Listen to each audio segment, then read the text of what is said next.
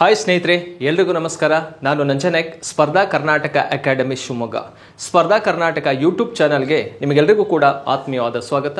ಸ್ನೇಹಿತರೆ, ಇವತ್ತು ನಾವು ಈ ಲ್ಯಾಂಡ್ ಸರ್ವೇರ್ ಎಕ್ಸಾಮಿಗೆ ಸಂಬಂಧಪಟ್ಟಂತಹ ಕೆಲವೊಂದು MCQ ಕ್ವಶನ್ಸ್ಗಳನ್ನು ಅನಾಲಿಸಿಸ್ ಮಾಡ್ತಾ ಹೋಗ್ತೀನಿ.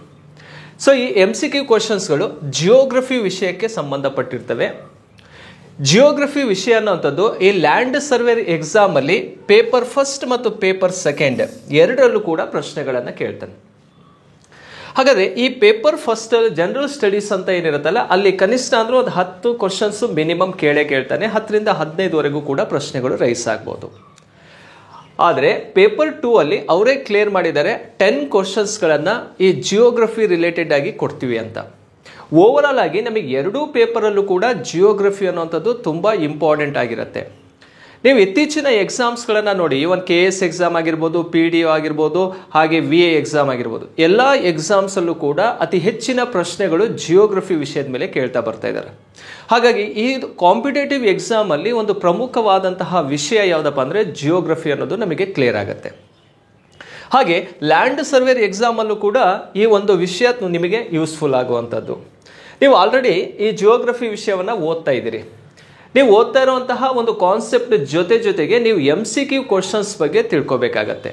ಅಂದರೆ ನೀವು ಏನನ್ನ ಓದಿದಿರಿ, ನಿಮಗೆ ಎಷ್ಟು ಅರ್ಥ ಆಗಿದೆ ಅಂತ ಗೊತ್ತಾಗಬೇಕಂದ್ರೆ ನಾವು ಕೇಳುವಂತಹ MCQ ಪ್ರಶ್ನೆಗಳಿಗೆ ಆನ್ಸರ್ ಮಾಡುವಂತಹ ಒಂದು ಸಾಮರ್ಥ್ಯ ಇರಬೇಕಾಗತ್ತೆ. ಆಗ ಮಾತ್ರ ಆ ಕಾನ್ಸೆಪ್ಟ್ ನಿಮಗೆ ಅರ್ಥ ಆಗಿದೆ ಅಂತ. ನೀವು ಕೇವಲ ಬರೀ ಓದ್ಕೊಳ್ತಾ ಹೋದರೆ ಸಾಕಾಗಲ್ಲ. ಓದಿರುವ ಜೊತೆಗೆ ಈ MCQ ಕ್ವಶನ್ಸ್ಗಳನ್ನು ಕೂಡ ಅನಾಲಿಸಿಸ್ ಮಾಡ್ತಾ ಹೋಗಬೇಕು. ಆವಾಗ ನಮಗೆ ಕಾನ್ಸೆಪ್ಟ್ಗಳು ಕ್ಲಿಯರ್ ಆಗ್ತಾ ಹೋಗ್ತವೆ. ಸೊ ಆ ನಿಟ್ಟಿನಲ್ಲಿ ಈ ಲ್ಯಾಂಡ್ ಸರ್ವೇರ್ ಎಕ್ಸಾಮ್ ಅಲ್ಲಿ ಜಿಯೋಗ್ರಫಿ ವಿಷಯದ ಮೇಲೆ ಕೇಳಬಹುದಾದಂತಹ ಇಂಪಾರ್ಟೆಂಟ್ ಕ್ವಶನ್ಸ್ಗಳನ್ನು ಅನಾಲಿಸಿಸ್ ಮಾಡ್ತಾ ಹೋಗ್ತೀನಿ. ಅದಕ್ಕಿಂತ ಮುಂಚಿತವಾಗಿ ಸ್ನೇಹಿತರೆ, ಸ್ಪರ್ಧಾ ಕರ್ನಾಟಕ ಅಕಾಡೆಮಿ ಯೂಟ್ಯೂಬ್ ಚಾನಲ್ಗೆ ಯಾರು ಸಬ್ಸ್ಕ್ರೈಬ್ ಆಗಿಲ್ವೋ ದಯಮಾಡಿ ಸಬ್ಸ್ಕ್ರೈಬ್ ಆಗಿ. ಪ್ರತಿದಿನ ನಿಮಗೆ ವಿಡಿಯೋಸ್ಗಳನ್ನು ನಾವು ಕೊಡ್ತಾ ಹೋಗ್ತೀವಿ. ಆ ವಿಡಿಯೋಸ್ಗಳ ನೋಟಿಫಿಕೇಶನ್ ನಿಮಗೆ ಸಿಗ್ತಾ ಹೋಗುತ್ತೆ. ಹಾಗೆ ಸ್ಪರ್ಧಾ ಕರ್ನಾಟಕ ಅಕಾಡೆಮಿಯ ವತಿಯಿಂದ ನಾವು ಆನ್ಲೈನ್ ಕ್ಲಾಸಸ್ ಅನ್ನು ಕೂಡ ಸ್ಟಾರ್ಟ್ ಮಾಡಿದ್ದೀವಿ. ಈ ಆನ್ಲೈನ್ ಕ್ಲಾಸಸ್ಗಳು ನಿಮಗೆ ಈ ಲ್ಯಾಂಡ್ ಸರ್ವೇರ್ ಎಕ್ಸಾಮಿಗೆ ಸಂಬಂಧಪಟ್ಟಂತೆ ಇರುತ್ತೆ. ಆ ಲ್ಯಾಂಡ್ ಸರ್ವೇರ್ ಎಕ್ಸಾಮ್ ಅಲ್ಲಿ ಹೋಲ್ ಕೋರ್ಸ್ ಅಥವಾ ಕಂಪ್ಲೀಟ್ ಆಗಿರುವಂತಹ ಒಂದು ಪ್ಯಾಕೇಜು ಕೂಡ ಇದೆ. ಅದರಲ್ಲಿ ಜನರಲ್ ಸ್ಟಡೀಸ್ ಪೇಪರ್ ಫಸ್ಟ್ ಮತ್ತು ಪೇಪರ್ ಸೆಕೆಂಡ್ ಎರಡೂ ಇರುತ್ತೆ. ಅಥವಾ ನಿಮಗೆ ಕೇವಲ ಒಂದು ನಿರ್ದಿಷ್ಟ ಪತ್ರಿಕೆ ಬೇಕು, ಪೇಪರ್ 2 ಮಾತ್ರ ಬೇಕಂದ್ರೆ ಅದರಲ್ಲಿ ಮ್ಯಾಥ್ಸು, ಫಿಸಿಕ್ಸು, ಜಿಯೋಗ್ರಫಿಯನ್ನು ಒಳಗೊಂಡಂತಹ ಒಂದು ಸಪರೇಟ್ ಕೋರ್ಸ್ ಅನ್ನು ಕೂಡ ಲಾಂಚ್ ಮಾಡಿದ್ದೀವಿ. ಹಾಗೆ ಈ ಬೀಟ್ ಫಾರೆಸ್ಟರ್ ಗಸ್ತು ಅರಣ್ಯ ಪಾಲಕ ಹುದ್ದೆಗೆ ಸಂಬಂಧಪಟ್ಟಂತಹ ಒಂದು ಆನ್ಲೈನ್ ಕೋರ್ಸು ಇದೆ. HSTR, GPSTR ಆಲ್ಮೋಸ್ಟ್ ಕಾಂಪಿಟೇಟಿವ್ ಎಕ್ಸಾಮಿಗೆ ಸಂಬಂಧಪಟ್ಟಂತಹ ಎಲ್ಲ ಕೋರ್ಸ್ಗಳನ್ನು ನಾವು ಲಾಂಚ್ ಮಾಡಿದ್ದೀವಿ. ನೀವು ಸ್ಪರ್ಧಾ ಕರ್ನಾಟಕ ಮೊಬೈಲ್ ಆ್ಯಪನ್ನು ಡೌನ್ಲೋಡ್ ಮಾಡಿಕೊಂಡು ನಿಮಗೆ ಯಾವ ಕೋರ್ಸನ್ನು ಬೇಕೋ ಆ ಕೋರ್ಸ್ ಮೇಲೆ ಕ್ಲಿಕ್ ಮಾಡಿದರೆ ಸೊ ಅಲ್ಲಿ ಪೇಮೆಂಟ್ ಕೇಳುತ್ತೆ. ಪೇಮೆಂಟ್ ಮಾಡಿದರೆ ನಿಮಗೆ ವಿಡಿಯೋಸ್ಗಳು ಓಪನ್ ಆಗ್ತಾ ಹೋಗ್ತವೆ. ಸೊ ಓಕೆ, ಇದು ಸ್ಪರ್ಧಾ ಕರ್ನಾಟಕ ಅಕಾಡೆಮಿಯ ವತಿಯಿಂದ ಕೊಡ್ತಾ ಇರುವಂತಹ ಒಂದು ಆನ್ಲೈನ್ ಕ್ಲಾಸು ಕೂಡ ಆಗಿರ್ತವೆ. ಹಾಗಾದರೆ ಸ್ನೇಹಿತರೆ, ಇವತ್ತಿನ ಈ ಒಂದು ವಿಡಿಯೋದ ಮೊದಲನೇ ಪ್ರಶ್ನೆಯನ್ನು ನೋಡೋಣ. ನೋಡಿ, ಫಸ್ಟ್ ಕ್ವಶನ್ ಏನಿದೆ, ಥರ್ಮಲ್ ವಿದ್ಯುತ್ ಯೋಜನೆಗಳಿಗೆ ಸಂಬಂಧಿಸಿದಂತೆ ಕೆಳಗಿನವುಗಳಲ್ಲಿ ಯಾವುದು ಸರಿಯಾಗಿ ಹೊಂದುತ್ತದೆ ಅಂತ ಇದೆ. ಅಂದರೆ ಕೇಳಿರೋದು ಯಾವುದು? ಥರ್ಮಲ್ ಪವರ್ ಪ್ಲಾಂಟ್ ಬಗ್ಗೆ ಕೇಳಿರುವಂಥದ್ದು.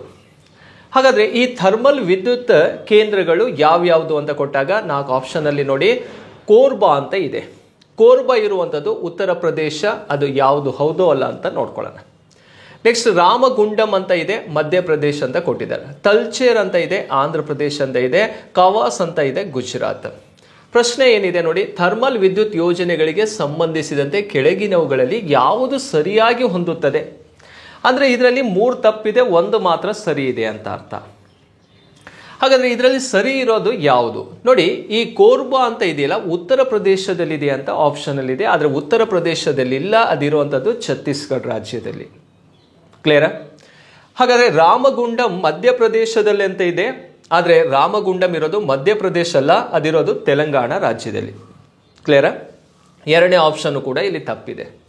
3ನೇದಕ್ಕೆ ಹೋಗೋಣ. ತಲ್ಚೇರ್ ಅನ್ನೋಂಥದ್ದು ಆಂಧ್ರ ಪ್ರದೇಶದಲ್ಲಿದೆ ಕೊಟ್ಟಿದ್ದಾರೆ. ಆಂಧ್ರ ಪ್ರದೇಶದಲ್ಲಿ ಇಲ್ಲ ತಲ್ಚೇರ್, ಒಡಿಸ್ಸಾ ರಾಜ್ಯದಲ್ಲಿ ಕಂಡುಬರುವಂಥದ್ದು. ಹಾಗಾದರೆ 3 ತಪ್ಪಂದರೆ ಕವಾಸ್ ಅನ್ನುವಂಥದ್ದು ಸರಿ ಇರಲೇಬೇಕಲ್ಲ. ಕವಾಸ್ ಎನ್ನುವಂಥದ್ದು ಎಲ್ಲಿದೆಯಪ್ಪ ಅಂದರೆ ಗುಜರಾತ್ ರಾಜ್ಯದಲ್ಲಿ ಕಂಡುಬರುತ್ತೆ. ಹಾಗಾಗಿ 1ನೇ ಪ್ರಶ್ನೆಗೆ ಸರಿಯಾದಂಥ ಉತ್ತರ ಯಾವುದಪ್ಪ ಅಂದರೆ 4ನೇದು ಸರಿ ಉತ್ತರ ಆಗಿರುತ್ತೆ. ನೋಡಿ, ಕೋರ್ಬಾ ಅನ್ನುವಂಥದ್ದು ಯಾವ ಸ್ಟೇಟಲ್ಲಿ ಇದೆ? ಛತ್ತೀಸ್ಗಢ ರಾಜ್ಯದಲ್ಲಿ ಕಂಡುಬರುತ್ತೆ. ರಾಮಗುಂಡಂ ಅನ್ನುವಂಥದ್ದು ತೆಲಂಗಾಣ ರಾಜ್ಯದಲ್ಲಿದ್ರೆ, ತಲ್ಚೇರ್ ಒಡಿಸ್ಸಾದಲ್ಲಿದೆ, ಕವಾಸ್ ಎನ್ನುವಂಥದ್ದು ಗುಜರಾತ್ ರಾಜ್ಯದಲ್ಲಿ ಕಂಡುಬರುವಂಥದ್ದು. ಇದು ಥರ್ಮಲ್ ಪವರ್ ಪ್ಲಾಂಟ್ ಬಗ್ಗೆ ಕೇಳಿರುವಂತಹ ಒಂದು ಪ್ರಶ್ನೆ. ನೋಡಿ, ಭಾರತದಲ್ಲಿ ಅತಿ ಹೆಚ್ಚು ವಿದ್ಯುತ್ತನ್ನು ಉತ್ಪಾದನೆ ಮಾಡ್ತಾ ಇರುವಂತಹ ಮೂಲ ಯಾವುದು ಅಂತ ಕೇಳಿದರೆ ಅದು ಥರ್ಮಲ್. ಈ ಥರ್ಮಲ್ ಎಲೆಕ್ಟ್ರಿಸಿಟಿ ಪ್ರೊಡಕ್ಷನ್ ಮಾಡೋದಕ್ಕೆ ರಾ ಮೆಟೀರಿಯಲ್ ಆಗಿ ಯಾವುದನ್ನು ಯೂಸ್ ಮಾಡ್ತೀವಪ್ಪ ಅಂದರೆ ಕಲ್ಲಿದ್ದಲನ್ನು ಬಳಸ್ಕೊಳ್ತೀವಿ. ಈ ಕಲ್ಲಿದ್ದಲು ಕೋಲ್ ಇದೆಯಲ್ಲ, ಅದು ಇಂಪಾರ್ಟೆಂಟ್ ಆಗಿರುವಂತಹ ಒಂದು ರಾ ಮೆಟೀರಿಯಲ್ ಆಗಿರುತ್ತೆ ಥರ್ಮಲ್ ಪವರ್ ಪ್ಲಾಂಟ್ಸ್ಗಳಲ್ಲಿ. ಭಾರತದಲ್ಲಿ ಅತಿ ಹೆಚ್ಚು ವಿದ್ಯುತ್ನ ಮೂಲನೂ ಕೂಡ ಈ ಥರ್ಮಲ್ ಅಥವಾ ಶಾಖ ವಿದ್ಯುತ್ನ ಅತಿ ಹೆಚ್ಚು ಉತ್ಪಾದನೆಯನ್ನು ಮಾಡ್ತೀವಿ ನಮ್ಮ ಒಂದು ಭಾರತದಲ್ಲಿ.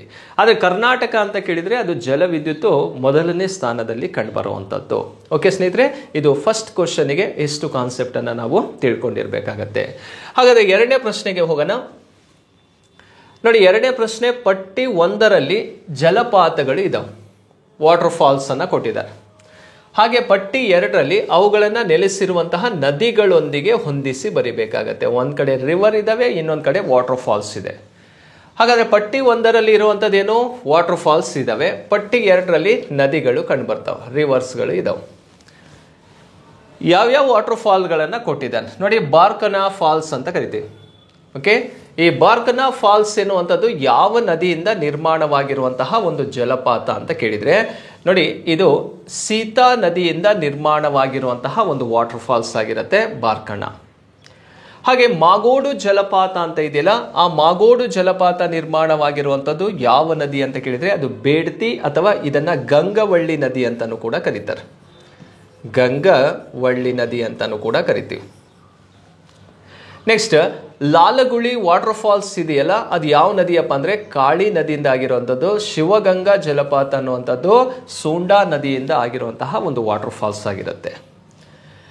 ಇಲ್ಲಿ ಕೊಟ್ಟಿರುವಂತಹ 4 ವಾಟರ್ ಫಾಲ್ಸ್ ರಿಲೇಟೆಡ್ ರಿವರ್ ಯಾವುದು ಅನ್ನೋದು ನಮಗೆ ಇಲ್ಲಿ ಕ್ಲಿಯರ್ ಆಯಿತು. ನೋಡಿ, ಇದರಲ್ಲಿ ಬಾರ್ಕನಾ ಫಾಲ್ಸ್ ಈ ಸೀತಾ ನದಿ ಇದೆಯಲ್ಲ, ಇದು ಇರುವಂಥದ್ದು ಯಾವ ಜಿಲ್ಲೆಯಲ್ಲಿ ಅಂತ ಕೇಳಿದರೆ ಇದು ಶಿವಮೊಗ್ಗ ಜಿಲ್ಲೆಯಲ್ಲಿ ಕಂಡುಬರುತ್ತೆ. ಶಿವಮೊಗ್ಗ ಜಿಲ್ಲೆಯಲ್ಲಿ ಕಂಡುಬರುವಂತಹ ಒಂದು ಪ್ರಮುಖ ಜಲಪಾತವಾಗಿರುತ್ತೆ ಬಾರ್ಕನಾ ಫಾಲ್ಸ್. ಇದು 2ನೇ ಅತಿ ಎತ್ತರ ಜಲಪಾತ ಅಂತಲೂ ಕೂಡ ಕರಿತೀವಿ ನಮ್ಮ ರಾಜ್ಯಕ್ಕೆ ಸಂಬಂಧಪಟ್ಟಂತೆ. ಇನ್ನು ಮಾಗೋಡ್ ಆಗಿರ್ಬೋದು, ಲಾಲಗುಳಿ ಆಗಿರ್ಬೋದು, ಶಿವಗಂಗಾ ಫಾಲ್ಸ್ ಆಗಿರ್ಬೋದು, 3 ಜಲಪಾತಗಳು ಉತ್ತರ ಕನ್ನಡ ಜಿಲ್ಲೆಯಲ್ಲಿ ಕಂಡುಬರ್ತಾವೆ. ಕರ್ನಾಟಕದ ಯಾವ ಜಿಲ್ಲೆಯನ್ನ ಜಲಪಾತಗಳ ನಾಡು ಅಂತ ಕರಿತೀವಿ? ಲ್ಯಾಂಡ್ ಆಫ್ ವಾಟರ್ ಫಾಲ್ಸ್ ಅಂತ ಕರೆಯುವಂತಹ ಒಂದು ಜಿಲ್ಲೆ ಯಾವುದು ಅಂತ ಕೇಳಿದರೆ ಅದು ಉತ್ತರ ಕನ್ನಡ ಜಿಲ್ಲೆ. ಅತಿ ಹೆಚ್ಚು ಜಲಪಾತಗಳನ್ನು ಹೊಂದಿರುವಂತಹ ಒಂದು ಜಿಲ್ಲೆನೂ ಕೂಡ ಉತ್ತರ ಕನ್ನಡ ಜಿಲ್ಲೆಯಾಗಿರುತ್ತೆ. ಹಾಗಾದರೆ ಇದಕ್ಕೆ ಕೊಟ್ಟಿರುವಂತಹ ಆಯ್ಕೆಗಳಲ್ಲಿ ಸರಿಯಾದಂತಹ ಉತ್ತರವನ್ನು ಆಯ್ಕೆ ಮಾಡ್ಕೋಬೇಕಾಗತ್ತೆ. ನೋಡಿ, ಹೇಗೆ ಯಾವುದು ಸರಿ ಇದೆ ಅಂತ ಕೇಳಿದರೆ ಸೆಕೆಂಡ್ ಒನ್ ರೈಟ್ ಇದೆ. ಹೇಗೆ ಸೆಕೆಂಡ್ ಅಂತ ನೋಡಿದಾಗ ಬಿ ಆಪ್ಷನ್ ಅಲ್ಲಿ ಇದೆ, ಹೇಗೆ ಸೆಕೆಂಡ್ ಅಂದ್ರೆ ಡಿ ಆಪ್ಷನ್ ಅಲ್ಲಿ ಇದೆ. ಇಲ್ಲಿ ತಪ್ಪು ಯಾವ್ದಪ್ಪ ಅಂದ್ರೆ 3ನೇದು ತಪ್ಪಿದೆ, ಮತ್ತೆ ಏನು ಕೂಡ ತಪ್ಪಿದೆ ಅನ್ನೋದು ಗೊತ್ತಾಯ್ತು. 2 ಡಿಲೀಟ್ ಆಯಿತು. ನೆಕ್ಸ್ಟ್, ಮಾಗೋಡು ಅನ್ನುವಂಥದ್ದು ಯಾವ ಆಪ್ಷನ್ ಅಲ್ಲಿ ಇದೆ ಅಂದ್ರೆ 4th ಆಪ್ಷನ್ ಅಲ್ಲಿ ಕಂಡುಬರುತ್ತೆ. ಮಾಗೋಡು ಇರುವಂಥದ್ದು 4th ಆಪ್ಷನ್ ಅಲ್ಲಿ ಇಲ್ಲಿ ನೋಡಿ. ಹಾಗಾದ್ರೆ ಇಲ್ಲಿ 3rd ಇದೆ, ಇದು ಕೂಡ ತಪ್ಪಾಗಿರೋದು. ಸರಿಯಾದಂಥ ಉತ್ತರವನ್ನ ನೇರವಾಗಿ ನಾವು ಫೈಂಡ್ ಔಟ್ ಮಾಡ್ಕೋಬಹುದು. ಇದಕ್ಕೆ ಡಿ ಅನ್ನೋದು ರೈಟ್ ಆನ್ಸರ್ ಆಗಿರುತ್ತೆ. ಆದರೂ ಕ್ಲಿಯರ್ ಮಾಡ್ಕೊಳ್ಳೋದಾದ್ರೆ ಲಾಲಗುಳಿ ಅನ್ನುವಂಥದ್ದು 1ರಲ್ಲಿ ಕಂಡುಬರುತ್ತೆ, 1 ಇದೆ. ಹಾಗೆ ಶಿವಗಂಗಾ ಅನ್ನುವಂಥದ್ದು ಸೂಂಡಾ ಅಂತ ಇದೆ, 3rd ಅಲ್ಲಿ ಕಂಡುಬರುತ್ತೆ. ಈ 2ನೇ ಪ್ರಶ್ನೆಗೆ ಸರಿಯಾದಂಥ ಉತ್ತರ ಯಾವುದಪ್ಪ ಅಂದರೆ ಡಿ ಅನ್ನೋದು ರೈಟ್ ಆನ್ಸರ್ ಆಗಿರುತ್ತೆ. ಕ್ಲಿಯರ್ ಸ್ನೇಹಿತರೆ? ನೋಡಿ, ಈ ರೀತಿ ವಾಟರ್ ಫಾಲ್ಸ್ ರಿಲೇಟೆಡ್ ಕ್ವಶನ್ಸ್ಗಳನ್ನು ಕೂಡ ಕೇಳ್ತಾನೆ. ನಮ್ಮ ಕರ್ನಾಟಕಕ್ಕೆ ಸಂಬಂಧಪಟ್ಟಂತೆ ಏನಿಲ್ಲ ಅಂದರೂ ಒಂದು 50 ಪ್ರಮುಖವಾದಂತಹ ಜಲಪಾತಗಳಿದಾವೆ. ಆ 50 ಜಲಪಾತಗಳನ್ನು ಒಂದು ಡಿಸ್ಟಿಕನ್ನು ತಿಳ್ಕೋಬೇಕು, ಪ್ಲಸ್ ಇನ್ನೊಂದು ನದಿಯನ್ನು ತಿಳ್ಕೋಬೇಕು. ಅದರ ಜೊತೆಗೆ ವಾಟರ್ ಫಾಲ್ಸ್ ಇಂಪಾರ್ಟೆಂಟ್ ಏನಾದ್ರು ಇದ್ರೂ ತಿಳ್ಕೊಂಡಿರ್ಬೇಕಾಗತ್ತೆ. ನೋಡಿ, ಈಗ ಜೋಗ್ ಫಾಲ್ಸ್ ಅಂದರೆ ಅದು ಬಹಳಷ್ಟು ಫೇಮಸ್ ಇರುವಂಥ ಒಂದು ವಾಟರ್ ಫಾಲ್ಸ್ ಆಗಿರುತ್ತೆ. ಯಾವ ನದಿ ಅಂತ ಕೇಳಿದರೆ ಜೋಗ್ ಫಾಲ್ಸ್ ಇರೋದು ಶರಾವತಿ ನದಿಯಿಂದ ನಿರ್ಮಾಣವಾಗಿರುವಂತಹ ಒಂದು ಜಲಪಾತ. ಇದನ್ನು ಭಾರತದ ಅತಿ ದೊಡ್ಡ ಜಲಪಾತ ಅಂತಲೂ ಕೂಡ ಕರಿತೀವಿ. ಯಾಕಂದರೆ 4 ಕವಲುಗಳಿಂದ ನೀರು ಧುಮುಕತ್ತೆ. ರಾಜ, ರಾಣಿ, ರೂರಲ್ ಮತ್ತು ರಾಕೆಟ್ ಎನ್ನುವಂತಹ 4 ಬ್ರಾಂಚಸ್ನಿಂದ ವಾಟರ್ ಫ್ಲೋ ಆಗೋದನ್ನು ನೋಡ್ಬೋದು. ಸೊ ಈ ರೀತಿ ಕರ್ನಾಟಕದಲ್ಲಿರುವಂತಹ ಪ್ರಮುಖ ಜಲಪಾತಗಳನ್ನು ಇಟ್ಕೊಂಡು ಪ್ರಶ್ನೆಗಳನ್ನು ಕೇಳ್ತಾ ಬರ್ತಾನೆ. 2ನೇ ಪ್ರಶ್ನೆಗೆ ಸರಿಯಾದಂಥ ಉತ್ತರ ಯಾವುದಾಯ್ತು? ಡಿ ಅನ್ನೋದು ರೈಟ್ ಆನ್ಸರ್ ಆಗಿರುತ್ತೆ. ನೆಕ್ಸ್ಟ್ ಹೋಗೋಣ ಸ್ನೇಹಿತರೆ 3ನೇ ಪ್ರಶ್ನೆಗೆ. ಕಾಫಿ ಉತ್ಪಾದನೆಗೆ ಸಂಬಂಧಿಸಿದಂತೆ ಕೆಳಗಿನ ಹೇಳಿಕೆಗಳನ್ನು ಗಮನಿಸಿ. ಸ್ಟೇಟ್ಮೆಂಟ್ ಕೊಟ್ಟಿದ್ದಾರೆ. ಆ ಸ್ಟೇಟ್ಮೆಂಟಲ್ಲಿ ಯಾವ ಸ್ಟೇಟ್ಮೆಂಟ್ ಕಾಫಿ ಪ್ರೊಡಕ್ಷನ್ಗೆ ರಿಲೇಟೆಡ್ ಆಗಿದೆ ಅಂತ. ಆಪ್ಷನ್ 1ರಲ್ಲಿ ನೋಡಿ, ಭಾರತದಲ್ಲಿ ಕರ್ನಾಟಕವು ಪ್ರಮುಖ ಕಾಫಿ ಉತ್ಪಾದನಾ ರಾಜ್ಯವಾಗಿದೆ. ಈ ಸ್ಟೇಟ್ಮೆಂಟ್ ಅನ್ನೋದು ಸರಿ ಇದೆ. ಅಂದರೆ ಭಾರತದಲ್ಲಿ ಅತಿ ಹೆಚ್ಚು ಕಾಫಿಯನ್ನು ಉತ್ಪಾದನೆ ಮಾಡುವಂತಹ ರಾಜ್ಯ ಯಾವುದಪ್ಪ ಅಂದರೆ ಕರ್ನಾಟಕನೇ, ನಂಬರ್ 1 ಪೊಸಿಷನಲ್ಲಿ ಕಂಡುಬರುತ್ತೆ. ಹಾಗಾಗಿ ಕೊಟ್ಟಿರುವಂತಹ ಹೇಳಿಕೆಗಳಲ್ಲಿ ಮೊದಲೇದೇನಾಗಿದೆ, ಸರಿ ಇದೆ, ರೈಟ್ ಆಗಿದೆ. ಕ್ಲಿಯರಾ? ಸೆಕೆಂಡ್ ಸ್ಟೇಟ್ಮೆಂಟಿಗೆ ಹೋಗೋಣ. ಕರ್ನಾಟಕದಲ್ಲಿ ಕಾಫಿ ಉತ್ಪಾದನೆಯ ಪ್ರಮುಖ ಜಿಲ್ಲೆಗಳು ತುಮಕೂರು, ದಾವಣಗೆರೆ, ಶಿವಮೊಗ್ಗ ಅಂತ ಇದೆ. ನೋಡಿ, ತುಮಕೂರು, ದಾವಣಗೆರೆ, ಶಿವಮೊಗ್ಗ ಅಂತ ಇದೆ. ಇದು ಸರಿನೋ ತಪ್ಪಂತ ಕೇಳಿದರೆ ಇಲ್ಲೇ ಕ್ಲಿಯರ್ ಇದೆ, ಇದು ತಪ್ಪಾಗಿರುವಂಥ ಮಾಹಿತಿ. ಯಾಕಂದರೆ ಕರ್ನಾಟಕದಲ್ಲಿ ಅತಿ ಹೆಚ್ಚು ಕಾಫಿಯನ್ನು ಉತ್ಪಾದನೆ ಮಾಡುವಂತಹ ಜಿಲ್ಲೆಗಳು ಯಾವುದಪ್ಪ ಅಂದರೆ ಒಂದು ಚಿಕ್ಕಮಗಳೂರು,